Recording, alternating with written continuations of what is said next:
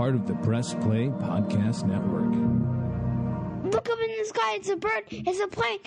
This is Jason J. Lewis, the voice of Superman on Justice League Action. This is Mark Wade, writer of Superman Worldwide. You're listening to the Krypton Report.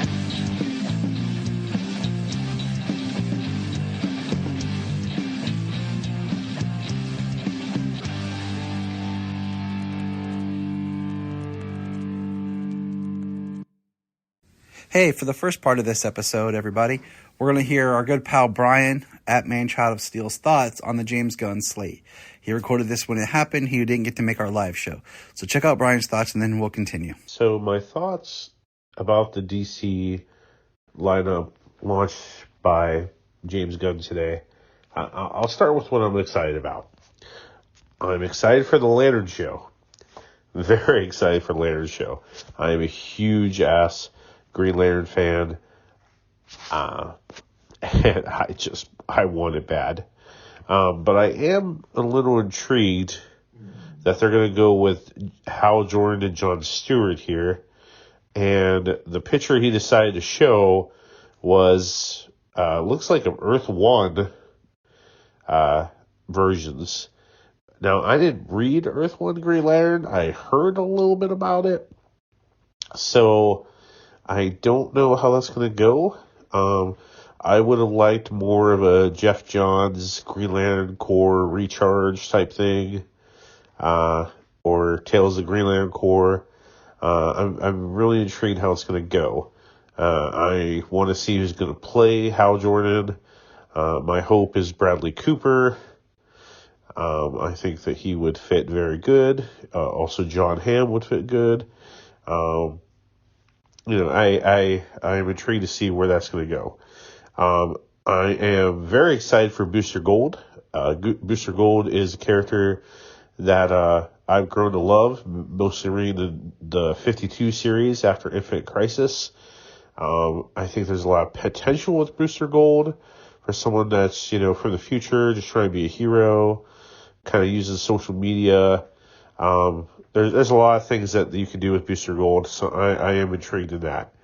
The Waller Show, very excited for that. Viola Davis is freaking amazing. That's going to open up a whole big can of worms for Suicide Squad capabilities, and I think it's definitely needed. Creature Commandos. It looks like Frankenstein's part of that cast, and Weasel, and like a Bride of Frankenstein. I like monsters. I like creatures, so I'm intrigued. One thing that got me really excited the most is that he said that whoever voices them in the show will play them in live action. That's genius. That's what always should have happened. So I like where that's going. I went absolutely apeshit for the announcement of Swamp Thing with the dark orange as a Swamp Thing. I effing love Swamp Thing, as Tyler and James can tell you. Love Swamp Thing, especially Scott Snyder's run, Alan Moore. I grew up watching the animated series, the original show on USA, Wes Craven's version. Let's not talk about the Return of Swamp Thing, but I love Swamp Thing. So excited for that. I am not a huge fan of Supergirl. I never really have been. I've been more of a fan of Power Girl. But Supergirl is growing on me a little bit as I read. I've been doing a chronological read of DC Comics since 2018, starting from the very beginning with Action Comics #1, and now I'm right on Batman Rest in Peace, about to enter Final Crisis. So reading Teen Titans and Kara's story and how she's really alone and stuff, I like that aspect because I like that aspect of Power Girl. So I'm intrigued to see this new version of Supergirl and where it could go. I'm very interested, because I'm a huge Batman fan, into the Brave and the Bold or they introduced the DCU Batman again. Freaking stupid. But anyway, it's based on Grant Morrison's comics, which I'm reading right now. Again, love Grant Morrison. I think Grant Morrison is probably the best Batman writer. And they're adding Damian here. My only worry here is, where's Dick? Where's Jason? Like, if we're going to start Batman in the DCU, and I know this is just a part of the story and part of the lineup, but I don't think you can start with Damian. You have to build up to Damian. So that has me somewhat concerned because I love Nightwing. The Authority thing here, I don't really care for. It kind of looks like it's going to do, maybe has an Eternals thing. I have no freaking clue. But James does very well with obscure characters that we don't know about it and makes them A-listers. I mean, look at the Guardians. So we'll see there.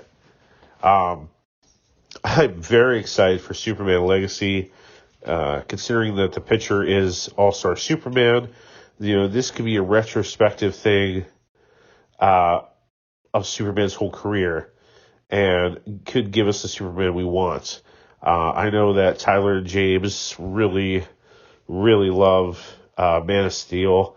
I thought that Henry Cavill was a great choice for Superman. I thought he looked like Superman. But the overall tone of what Zack did in Man of Steel, I wasn't overly crazy about. I thought a lot of mistakes were made with Batman versus Superman in terms of showing Doomsday right away. We didn't have enough time with Superman. They didn't really care if he died. But all in all, my whole feelings about that are the fact that Zack didn't get to finish his story. So, because he never got to finish his story, you know, I really can't, and I don't think anybody can give a full opinion of what Zack's vision was for Zack's Superman. But I want to see brighter colors. I want to see a brighter Superman. Zack's Superman was a little too dark for me. Yeah. I'm excited for that. And then we have a date. So really, really excited for that. And the fact that chapter 1 of this whole thing is going to be called Gods and Monsters. I mean, what a great title there. Could tap into supernatural, you know, how DC characters are like gods. Could even bring Zack Snyder back. Who knows? No, that probably won't happen. But the fact that Flash is going to reboot everything, we always predicted that. But I'm very more intrigued for Aquaman because they're not moving Aquaman up before Flash. I mean, Aquaman 2. They are going right to Shazam and then going into Flash and Flash reboots everything and then they're going into Aquaman. So it makes me wonder because Ben Affleck's Batman is in Aquaman 2. So now I'm wondering if Ben Affleck is our DCU Batman. But why get rid of Henry? But if you're going to do a DCU Batman and then bring in Damian, that older Batman would make sense. So does Dick and Jason already exist? Are they going to... so many questions about that. That's my main question right now. All right, I got to get back to work, guys. That's my 2 cents, or 8 minutes, 9 minutes of 2 cents. Love you guys, and thank you for listening. And back to you with sports. The opinions heard are Brian's alone. If you have any questions, check out Manchild of Steel on Twitter. Thank you. I want to say something about the announcement today. These were dope. I like the Superman one. I am excited about. Swamp Thing I'm excited about. The Supergirl one I'm excited about. and all the other ones that I'm excited about. Because I am so pumped up and excited. And I have a theory about the Superman one, about the villain being Brainiac, because it makes way sense. So, that's it. That's all I have to say. Bye. We're going to press pause and hear a few words from our other podcasts on Press Play Podcast Network. Hello, Brooks here with the Books with Brooks monthly book club podcast. Here's how Books with Brooks works. We read one book a month and then we talk about it. Classics like Stephen King's The Shining, debut novels like We Are the Brennans by Tracy Lang, and tons of other compelling, life-changing stories, one book and 1 month at a time. So come read along with us and then listen in. If you are like Tyler and James and can't get enough Super Talk, check out these other podcasts. Digging for Kryptonite, Supergirl Radio, The Last Sons of Krypton, the Superboy Legacy Podcast, All-Star Superfans, Superman the Animated Podcast, The Aspiring Kryptonians, Always Hold On to Smallville, The Geek of Steel, and Truth, Justice, and Hope. Remember to check out Krypton Report on all social media platforms. Go to linktree.com/Krypton Report. You find out all of our information. $1 a month. You'll get extra special content that you don't get on the main show, like movie commentaries and whatever else comes out of our mouths. So check it out, patreon.com/Krypton Report. This is Dan Jurgens, and if you want to have a good time, keep listening to the Krypton Report. Welcome to the Krypton Report podcast. I am your host, Tyler, the Superman of Blue, the Man of Tomorrow. And with me today, as always, is the Superman of Red. You know him, ladies. You love him, guys. He's your best pal, Mr. James Cole, the Man of Steel himself. What's up, Red Superman? What's up, buddy? And with us today is also a special ghost. Ghost. Mr. Superboy Solomon. What's up, bro? What's up, everybody? This is Superman in Black. And I can't wait to do this with you. I just decided to do this with my dad and write this in my journal, which became a big fail. Yep. So, I'm just excited. I know, we are too.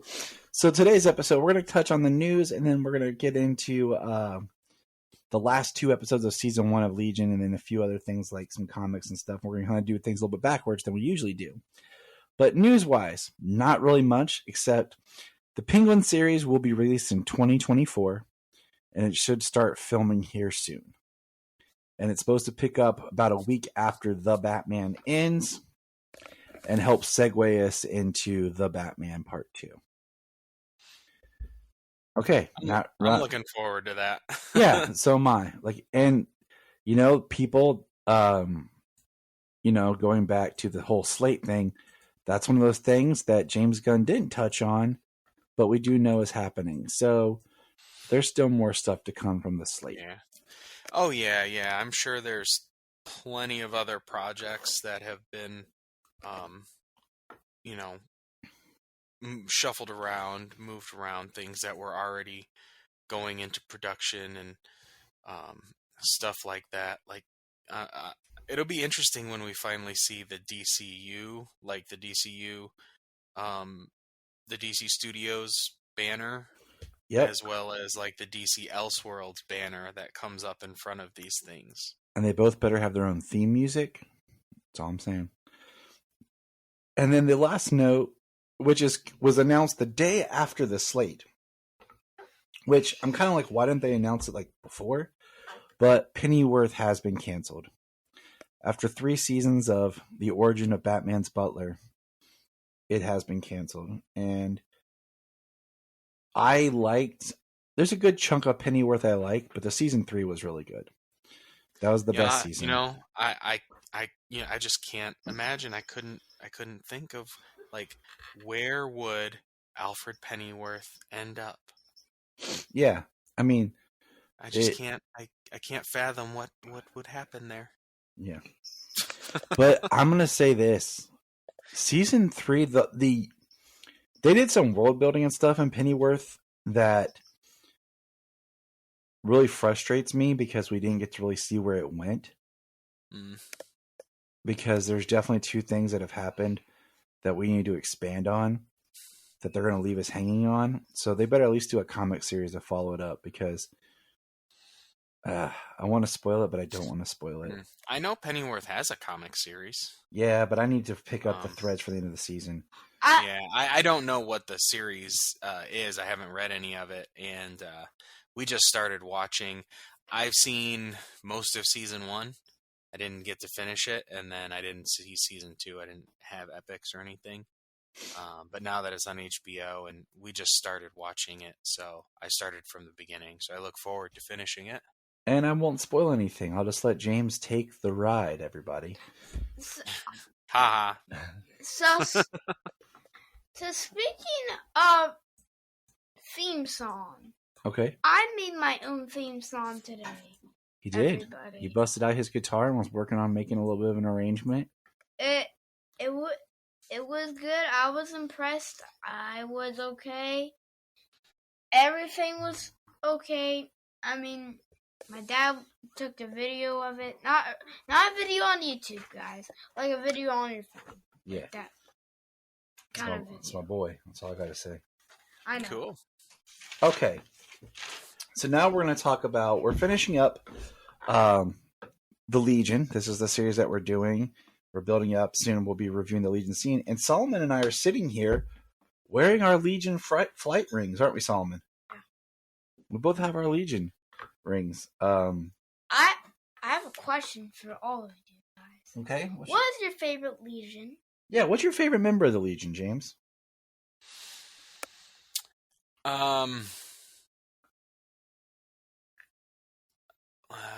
You can't say Superman / Superboy. You can't do it. I know. That's what I said, and Solomon just kind of gave me a look. So. Oh, I mean, I'm trying to think from this show, some different ones. I'm going Bouncing Boy. He's dope. I was kind of leaning Bouncing Boy as well. He's really cool. He's really funny throughout the series, and then these last 2 episodes, because he was put in charge at the end of the last episode as the leader of the Legion. So he got to take the reins and call the shots. He did a really good job. Solomon, who do you say? I say Brainiac 5. Yep. Solomon. He is smart and he's not like Brainiac. I like him. I thought Sunboy was kind of cool looking. Man, you took our thunder, man. We were about to love on some Sunboy because me and Solomon were watching it, and it was like Sunboy. We're like, Sunboy? Where is this guy? Where did he come from? And then all of a sudden we're like, come on, Sunboy, what are you doing, man? Yeah. Because I had to keep explaining to Solomon, like he's been watching the show with me, but like I was like, yeah, Solomon, there's a lot of Legionnaires. There's also a girl that we got. Oh yeah, we'll talk about her. We got excited. But okay, so I made some notes real quick about the Legion show. And I don't know if we touched on this real quick. So before we dive in, just to kind of paint the tapestry of where DC cartoons were, Teen Titans, the original Teen Titans, ran from 03 to 06. Okay, it ended in 06. The Legion ran from 06 to 08. Crypto the Superdog was 05 to 06. The Batman was 2004 to 2008. That's long years. Batman the Brave and the Bold was 08 to 2011. Beware the Batman was 2011. Young Justice was 2010 to 2013. Then 19 to 22. Teen Titans Go was 2013. Green Lantern was 2011. So just thinking like the Legion happened during the time of the Batman. So that just kind of helps give you an idea where the state of DC cartoons are at the time. Which I was not born that time. I was born in 2015. You weren't born yet. Okay. Also some of my friends. It's all right. It's okay. So we are looking at season 1, episodes 12 and 13. Sundown Part 1 and Sundown Part 2. Now, a quick synopsis for Sundown Part 1. The Legion is put to the ultimate test when an ancient weapon known as a Sun Eater comes to life. The Legion mounts a heroic defense, but the Sun Eater proves too powerful. Now at full strength, the unstoppable Sun Eater sets its sight on Earth. Dum dum dum. So, let's get into it. I mean, if you eat the Earth's sun, the whole world's gonna die. Yeah. I told that to Solomon. I was like, Solomon, if our sun disappeared, we would all freeze and die. He's like, I was like, yeah, sun's pretty important. Happened pretty quick. I'm like, sun's pretty important, buddy. I think if our sun went out, I think we have like 7 minutes. And then we'd be completely dead. Oh, that's really fast. Because I think that's how much, if I remember, it takes about 7 minutes from the sun's light to get to us. So there would still be light coming after the sun was destroyed for about 7 minutes before. So the episode opens up with the Fatal Five. We see Bouncing Boy leading, and Brainiac 5 has some sweet armor on. Yeah, I know. And one by one, the Legion members are taking out. The Fatal Five bust into Bouncing Boy, and then all of a sudden we realize what is it, James? A Sun Eater? Oh, you mean the beginning? The Fatal Five? Yeah, it's a training scenario. Yeah. Yeah, the training scenario. I was like, wait, this has to be a training scenario. I know. I was like, dang, did we? My first thought was either we were going to jump back, and do one of those things where, like, after it would come on and it would go back and tell us, like, this is what happened in the past, building up to it. But we have this big fallout with Bouncing Boy, and he's basically feeling like he's not able to lead. And then what do you call it? There's a line drop that I caught that said mention the last crisis. Then later they referenced the Great Crisis.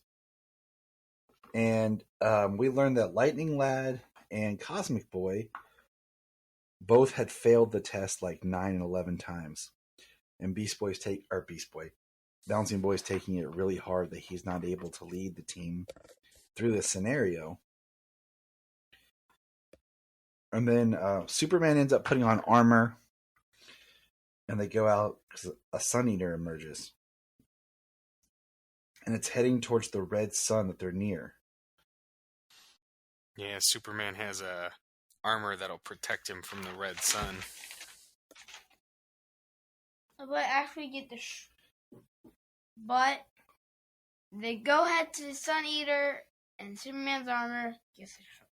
Yeah, Superman's armor gets destroyed. He's basically not able to do much. Is that when we meet?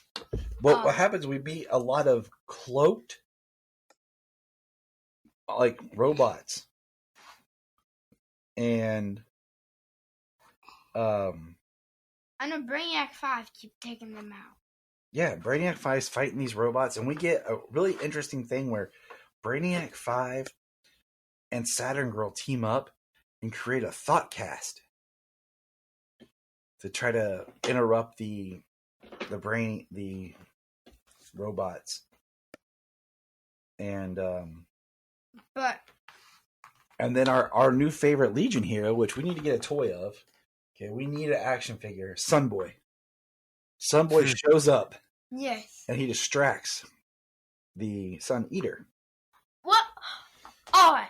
Hold up. Who is Sunboy, by the way? And this Legion. Can I say he's kind of crazy. Sunboy, Sunman, Sunlad. That's Solomon, Sunlad. Get out there. Sunlad. Yeah, get out there, Sunlad. Hey, get it? Sayla Sunny Gal. Oh. Nice. His name should be Sun. Who are you? So basically, we get this really cool scene because with Pharaoh Lad getting charged up by both Lightning Lad in Cosmic Boy, and he makes a powerful blast.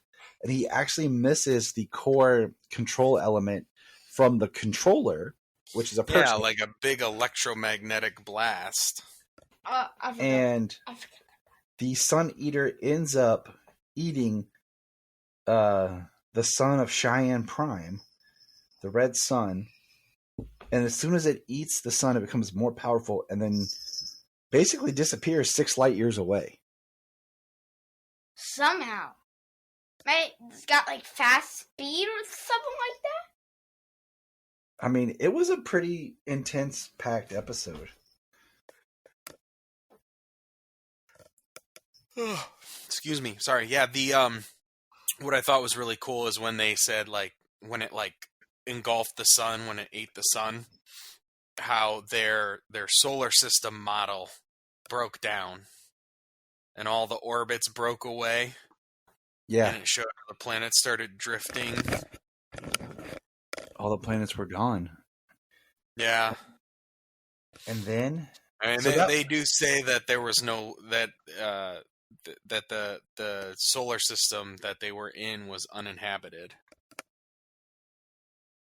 Which is good. You know, Yeah. It sucks for the planet, but Well, then in the next episode, you know, the Sun Eater's heading towards Earth. Towards our So sun. Sundown Part 2. With the Sun Eater on a direct course for Earth's sun, the Legion has no choice but to ask bitter enemies to help stop it. Superman, meanwhile, has his toughest battle yet when he discovers the stealthy alien controlling the sinister machine. In the end, the Legion triumphs, but at terrible cost. Part 2. Sundown. All right, so this episode was really good.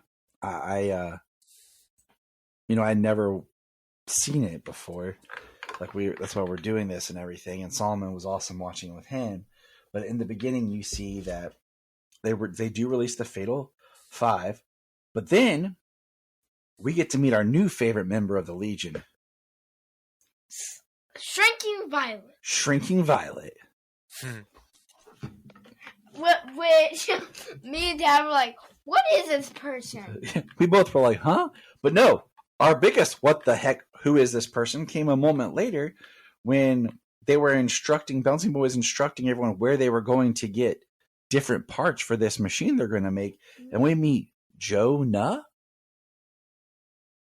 as in Jonah, Jonah.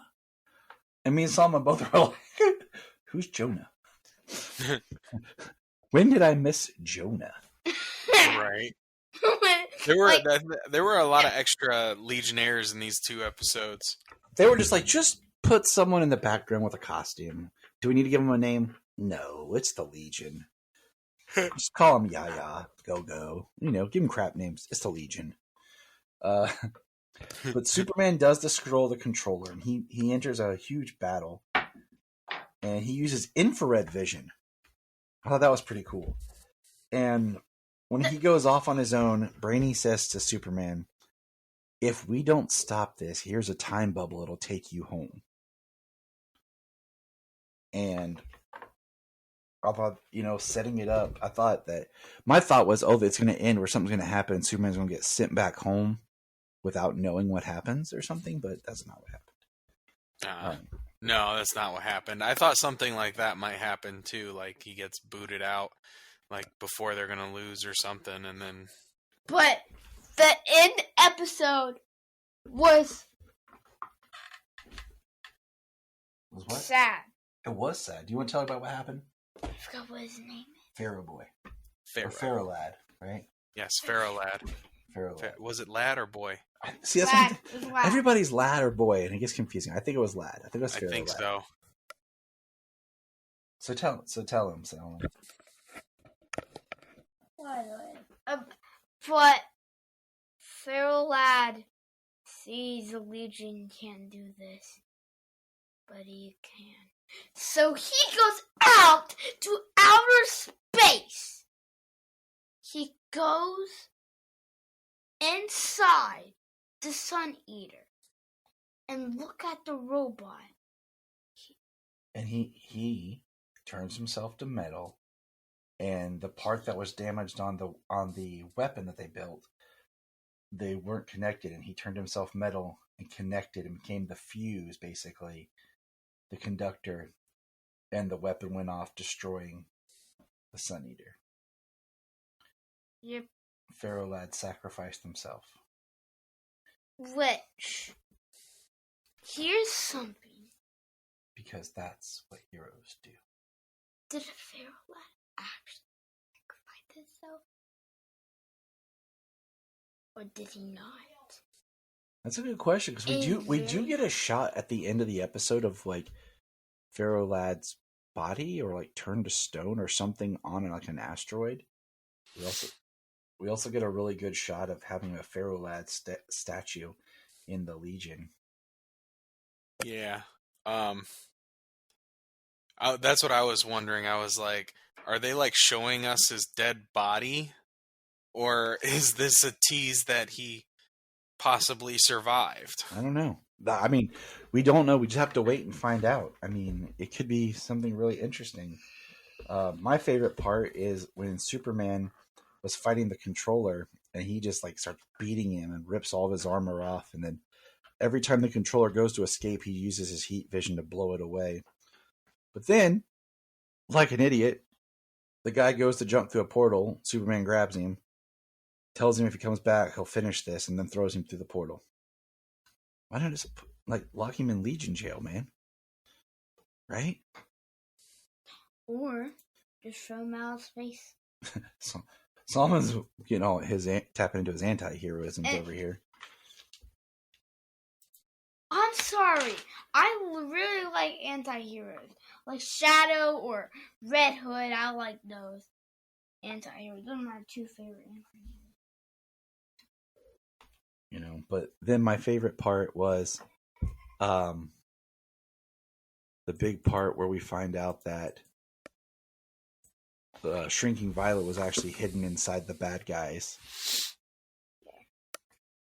So when Shrinking Violet popped out of, I can never remember all the Fatal Five people's names, but basically they were trying to betray the Legion, double cross them, and we knew that Shrinking Violet disappeared for Phase 2, is what they told us, and she saved the day.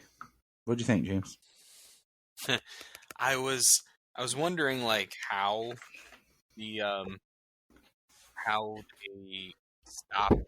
Of course, it would have been naive of it to be like, yeah, no, the Fatal Five double cross. They didn't see that.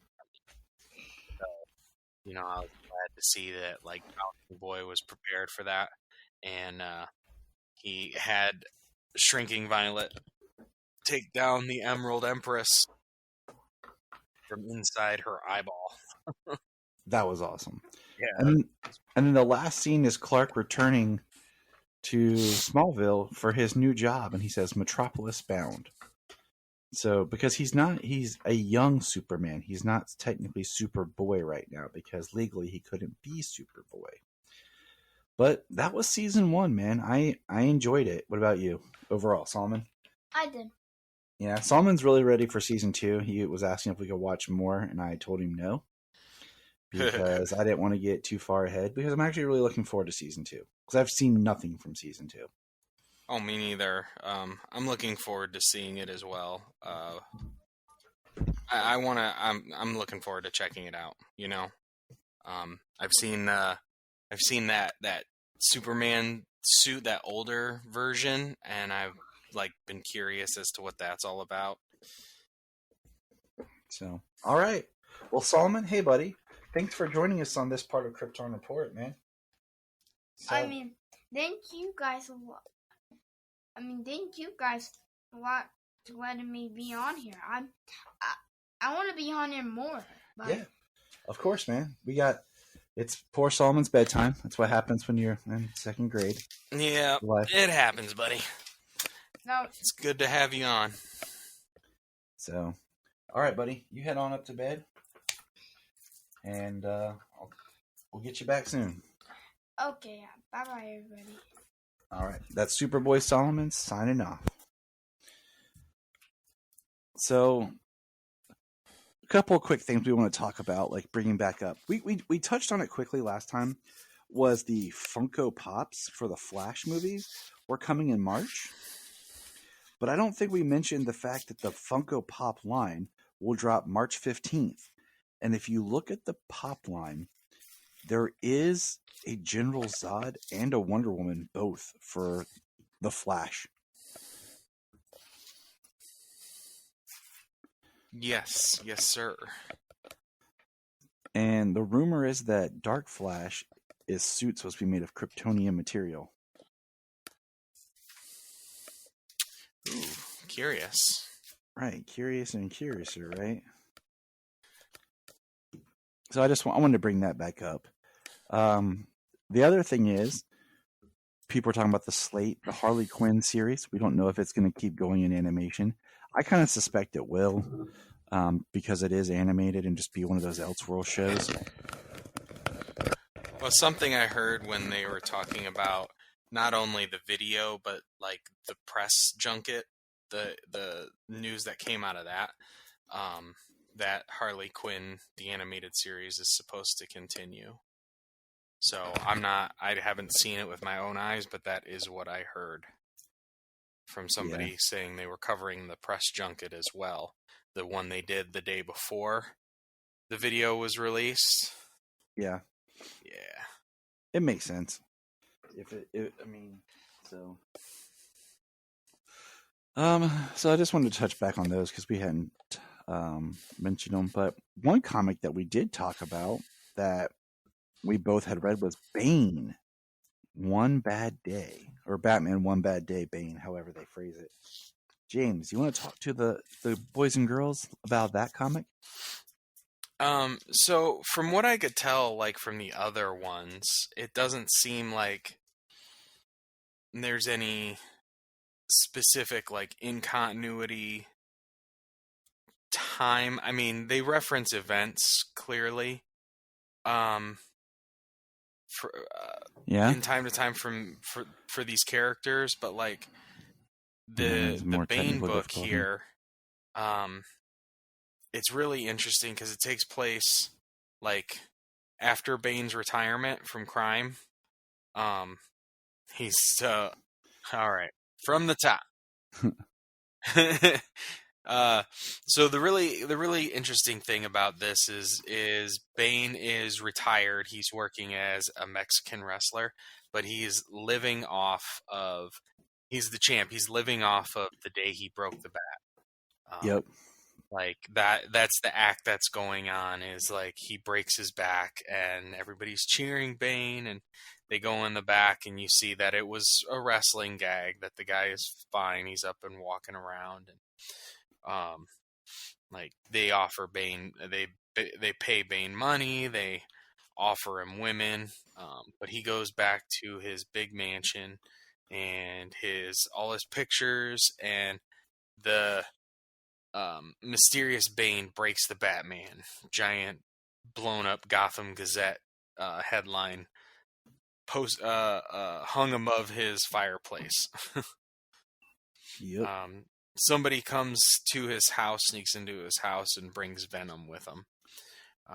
He's very upset about this. Venom shouldn't exist. Him and Batman were supposed to have hunted down and destroyed all of the Venom supply. And I think it's interesting just the way the story played out, where him and Batman work together. They still meet up later together, and Bane has the opportunity to take Venom, and he doesn't. Like, he's clean and he's done with it. And we find out that the guy that brought him there was a setup by the original Doctor who created Venom in the first place. Yeah. Well, the real interesting thing about them working together is this is post Bane killing Alfred. Yeah, that was kind of my thought. Like, where does this fall? Because some of these books feel like they're continuity and some of them don't. So, this one definitely seems like it takes place almost in a bit of a future, a further future. If Bane's kind of retired, clean off of Venom, and after he's killed, because he killed Alfred and then he's supposed to be dead. But I think there's a book in the Task Force Z, the zombie book, with the Lazarus resin, that you find out that Bane isn't dead. Yep. So I enjoyed. Back I have in not a continuity book yet. I have not enjoyed any of these books, the One Bad Day books.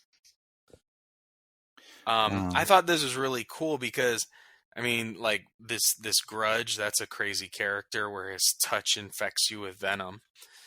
But Bane's bad day is the day he broke the bat. Like, he can't get past, it's the greatest thing he's ever done, and he can't get past that. He can't get by that, you know? Mm-hmm. And he's trying to do something more. He's trying to do something more, at least. I mean, he sounds more taking an anti-turn here, but that may not be the case. Who knows? But he burns the Bane breaks the Batman article, the headline. He burns it in the fireplace and drives off. So, I mean, it's kind of cool, you know. It's the first time seeing Bane post him supposedly not being dead. Well, supposed to be being dead and then is not. So he hasn't shown up in a continuity book, and I thought this was a good story. I thought it was really well written, and the art was really good as well. I 100% agree. But that will lead us to today's big comic book, which is Action 1051. Yes, sir. So, James, do you have your Action 1051 handy? I do, right here. I love this cover. I love the cover, too. I will say I'm not 100% sold on John's new suit. It just kind of feels like it came out of nowhere. But it is, I do like it. Now, let me ask you this, though. With this whole family, so on the cover we have the twins, Superman, Supergirl, Connor, John, Natasha Irons, and Kong Keenan. Do you think Superman should like retain the like white hair in his temples, kind of like how he was in The Authority? Make him look a little older, since not too old, but like older, since he's working with such a large group. Right. I mean, this image is very youthful, even for Superman. But I do think that if he did have it, did he have it during? He had some of it during the Warworld saga, didn't he? Because I know he did in The Authority.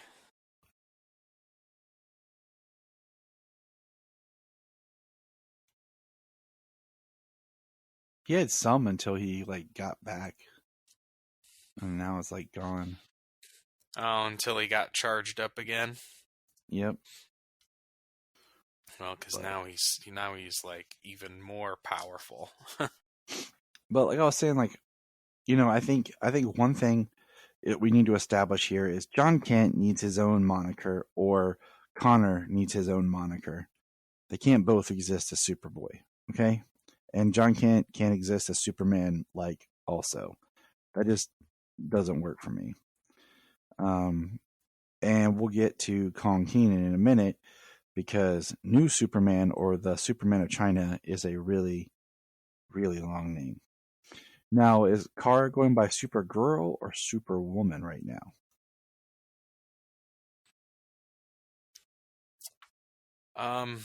I haven't seen anything specific either way. Yeah, I just thought it was Supergirl, but I'd heard something, but I was just making sure. The twins are going to need some sort of name. And where is John Henry? Do you remember where John Henry is? Well, he's not on the cover, Right. but he is in the book. Right. So I'm just kind of like, what's up with him? But yeah, let's dig into the book, because the book starts with the entire super family, including John Henry. That's why I asked what's up with him. Saving, it's called Speeding Bullets Part 1. I think they could come up with a better title, but whatever. But we see that there's protesters and starts a riot, and the entire super family shows up to save the day. All of them but Crypto. He got left out. And we see that one of the people that's inciting everything is none other than our good friend, who, James? Metallo. John Corbin. Yeah. And so then we're back at it gives us the address, 3822 West Main Metropolis, home of the Kents. And it looks like everybody's piled in, playing video games, playing games, period. And there's Crypto. See, he's there. He wasn't on the cover or in the rescue scene, but he's there. And I love this, that John goes to get Jenga to play with the twins, and opens and finds his dad his cape and shield with chains from Warworld. And I don't think we've ever seen Lois move that fast, considering she's the one without super speed. Right. I love the embarrassment. I mean, yeah, but I think it's hilarious at the same time. But this is an interesting dynamic where the Kents basically make a statement that Othere and Oslare, that they are basically adopting and welcoming them into the House of El. And, Natasha's the one that asked John if he's okay with everything. He said, they got the best parents in the whole world. He says, well, did your folks not tell you they were adopting those two? Well, they did, kind of, I guess. I didn't completely understand the situation. It's great, though. I'm really happy for them. I will never forgive Bendis for aging up John. I will argue that. I met two people in a comic shop in Pittsburgh over the weekend, and we all talked about how Bendis was horrible for aging up John. And Brian was like, I knew you were going to say that. I'm like, yeah, it's horrible. It is. I don't think it was necessary to rush to these stories for his character. Although they are really good, a lot of people have been writing John very well lately. But I don't think I would have appreciated him growing more alongside of Damian. Mm-hmm. I do think it's interesting that if you look at what they've done with everybody, nobody has a cape but Clark now. They're all wearing these like suit jackets and stuff. And we're at this basic Lex Luthor presenting something, and Metallo shows up, and they're going to this building that explodes. We get a great Clark Kent shirt rip, and everybody's taking care of the falling glass. And Connor disappears for a split second, and then we see Metallo holding Connor. So that was the first story in this multi-story issue. Yeah, I love that you got the whole super family doing everything. Well, I think it's kind of interesting, the fact that everyone has these new modernized costumes, except Clark has like the most traditional, what I used to always look like forever look. Right. Like he doesn't even have the cuffs on his suit anymore that they added. So I do think it's interesting that he really is back to just being status quo Superman, and everyone else has these new costumes. But this is part of the dawn of DC. Now, the second story is several years ago. It's called Home Again Part 1. written by our man Dan Jurgens. And this is back during the Superman, Lois and Clark run, where Superman is still in hiding with John being 8, and he's in the black suit, which I think is interesting because wasn't that retconned out? Like, didn't Tom Taylor kind of retcon that out when he did the whole birth of John Kent thing, being born in the fortress with Superman looking normal and everything, so that this wouldn't have taken place like this, because this is when they were in hiding. Yeah, I mean, I suppose. Yep. This is where everything gets muddy and complicated. And basically, the premise of the story is they can't find the piece of Doombreaker, which still is not a great name. Yeah. And we find out that John has it, actually. And there's a ship that crashes, and John goes to investigate. And a lady gets out of it and says, "I certainly can, cutie. Care to take me to your king?" And it says, "Next issue, when death comes calling." Yeah. You know, I kind of think part of the thing with the Infinite Frontier and like the difference in the multiverse and the hyper time and divergent timelines and things like that is you can tell a story like this and just add more time to just that section of storytelling. You know what I mean? Which is great, but it's also confusing when the story you're telling isn't part of the main story. It can't connect back because it never existed, like. And I started talking with you guys the other day was like, it's really confusing that we have this Infinite Frontier, but then we have the Omniverse, but then we try to put back the regular multiverse from Dark Crisis on Infinite Earths. It's getting really complicated, and it feels like there's a crisis every year to every other year. They're no more spread out where you can actually follow the storylines. Right. It's getting harder and harder to kind of stay up on stuff and trying to explain it just like we just are sitting here doing now. But then we have another story in the issue, and that is Power Girl in Head Like a Hole Part 1. Now, which this was interesting because this story takes place post Lazarus Planet, Assault on Krypton. Yeah, which was a weird book, but which I haven't read yet. It hasn't come out on Ultra. I actually suspect the first issue or 2 or something of Lazarus Planet to drop maybe even tomorrow as we speak. Maybe. If not next week. I think tomorrow is actually a 30-day release window for the first issues. Huh. Has it been 30 days already? Maybe. Yeah, it's February now. That began in January.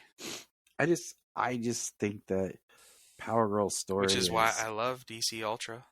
Yes, Power Girl's story is just interesting, and like, why are they going to bring her into the fold? Because even her suit in this, she kind of has the jacket and new look like the other Super Family members do. Right. And they talk about her expanding powers, her having some psychic powers and everything, which will differentiate her from other Kryptonian characters.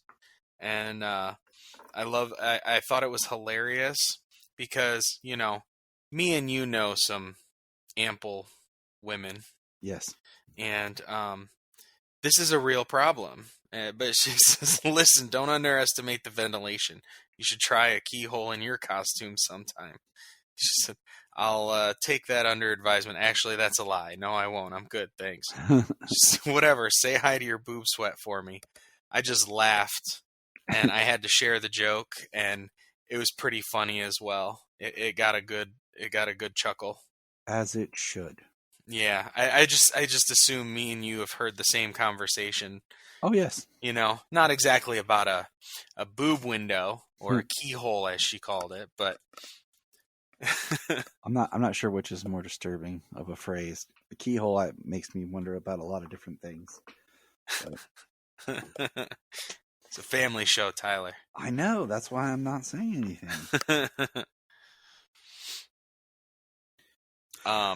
But I like that it's also a continuation from Dark Crisis, where Beast Boy got shot in the face, and right now he's having some psychological issues, and he's been a calf, like a small cow, and he's just remained this, and he hasn't talked or communicated with anybody. And Power Girl uses her newfound psychic abilities to enter his mind, fight the Red, and talk to Beast Boy and help debug the code, like genetic sequence or something in his blood or in his body. But she fixes him, and Garfield is back, and I'm sure he's gonna have some issues here moving forward. I mean, he just went through a tragic assault, you know? Yep. Getting shot in the face by Deathstroke and being in a coma, nearly dead. So it's going to be interesting to see where this action goes, but I'm digging it. I like the 3 stories in one book with, characters that touch all facets of the Super family, which brings us to a member of the Super family we've never really talked about on this show. And maybe in the future we'll dive deeper, but this section is now called Who is the Superman of China? I just began reading about the Superman of China. I read it, I want to say back in 2017 or 2018. I just remember I was interested, and I knew of it when it came out, but I was not on it. Trades from, it was part of the Rebirth. And so on March, on March 26, 2016, it was announced there would be a comic book series featuring a Chinese Superman who gains a portion of Superman's powers during DC Rebirth. The title was previously announced as The Super-Man, but was changed into New Superman once Yang came on board and pointed out that there is no Chinese word for the. The title initially shipped monthly. It became New Super-Man and the Justice League of China for issues 20 through 24. Kong Kenan is a superhero appearing in comic books published by DC and is known as the Superman of China. The character first appeared in New Superman #1, July of 2016, was created by Gene Luen Yang and Victor Bogdanovich. I think Gene Yang is an awesome writer, and I really enjoy when he does Superman things. The character bio of Kong Kenan is a 17-year-old high school student from Shanghai. When Kenan was young, his mother, Kwang, was killed in a plane accident. Due to her death, Kenan would only often bully Luo Lynx, the son of Luo, I apologize for these names, who owned the airline for his mother's death, and developed a strained relationship with his father, Kong Zongdong, an auto repair shop owner who joined a clandestine writers group that Kenan described as a conspiracy nuts shortly after his wife's death. One day, while beating up Lynx, the two are accosted by Blue Condor, an American-themed supervillain. Out of instinct, Kenan helps Lynx escape and stands up to Blue Condor, who mysteriously flees from him. Kenan's actions are captured on social media, turning him into a celebrity. Following an interview with reporter Lainey Lan, Kenan is approached by a mysterious woman named Dr. Omen of the Ministry of Self-Reliance. Because of his heroic actions, Kenan is chosen to be the new Superman of China. Keenan is taken to the Ministry's headquarters, the Oriental Pearl Tower, where he is given superpowers by an unusual form of kryptonite infused with Superman's chi, which was embedded with the life force of the recently deceased New 52 Superman. All right, that's a lot to digest. And we're going to touch on it here in a moment after I get a little bit more history and stuff out here. Initially, Kong Keenan was a self-centered bully who cared only for himself and looked down on those he did not consider as important as he was. This was all changed after standing up to Blue Condor, receiving the powers of Superman. Keenan is brash, headstrong, and frequently rushes into situations without thinking.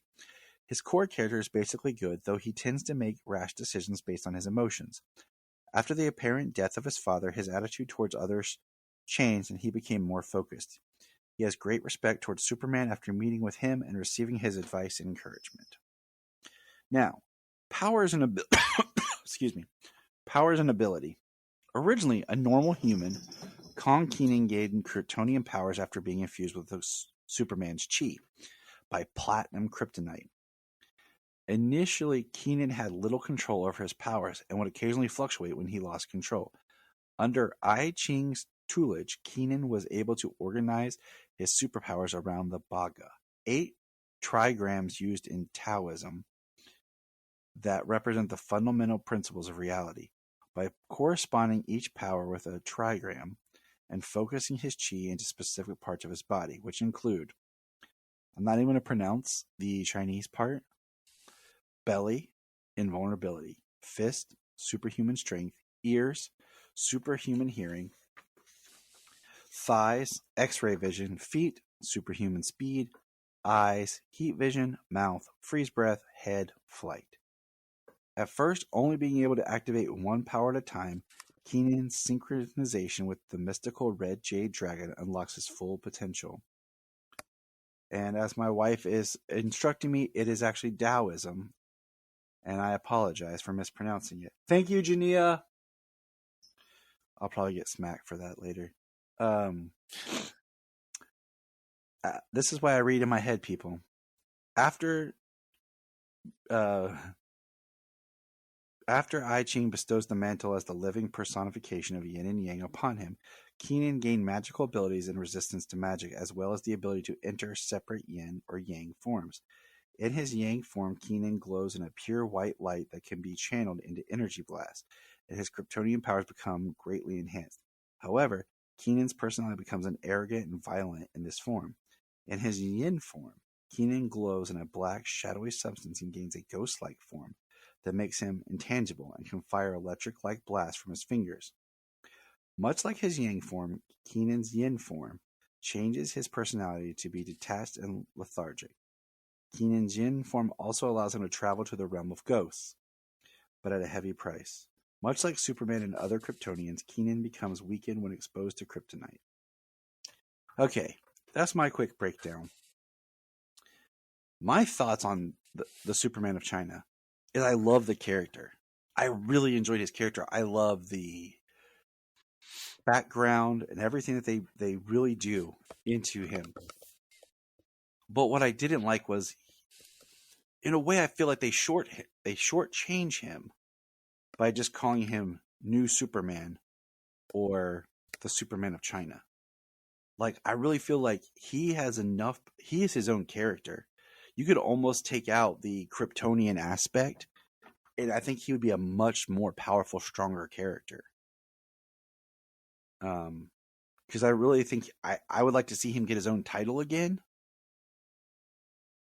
So it really was a great story. Like I say, Yang writes great Superman stories, and this was an amazing read that I highly recommend it to anybody. I think I even mentioned it back when I originally read it, that I recommended it.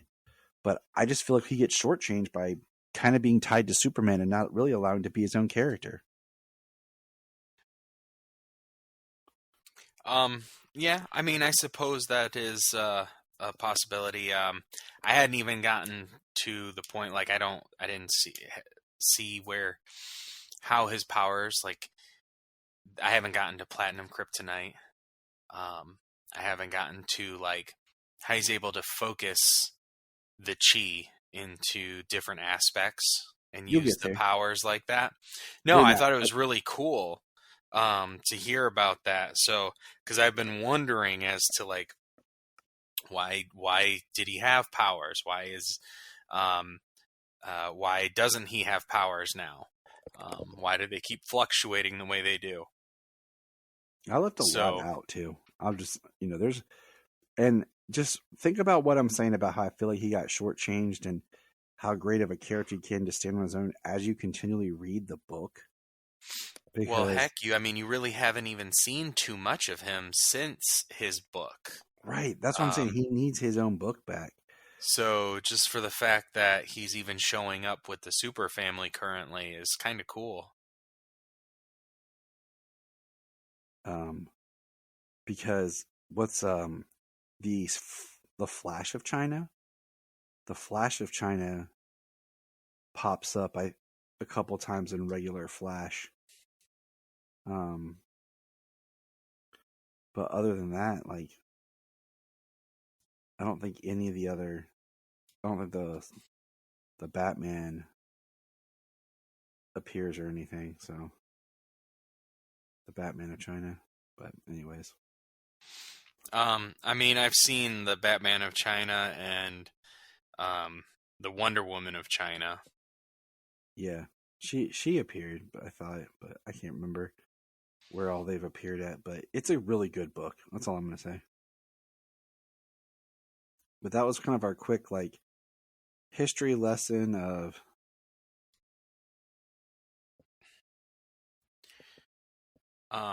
the character. So as we go into, this whole Super Family book, we'll have a better idea of who she is. Yeah, because, currently they've got the Lazarus Planet and the Dawn of DC going on, and they've got books coming out. So there's going to be like Action Comics. There's going to be a new Superman book. And John's got his own book, Adventures of Superman, John Kent. And we're going to talk more about John here soon in his own book. Yeah, we're just because there's some news that came out today. Yeah, and Tom Taylor, I was like, ooh, look at that. Yeah, and I want to dissect that a little bit more once that book actually comes out. But yeah, that's what we have here for this episode. It's kind of a roller coaster episode just because of some technical issues, but thanks everybody for hanging in there with us. And remember, look up in the sky. We just want to say, if you've enjoyed this podcast, please check out other podcasts on the Press Play Podcast Network.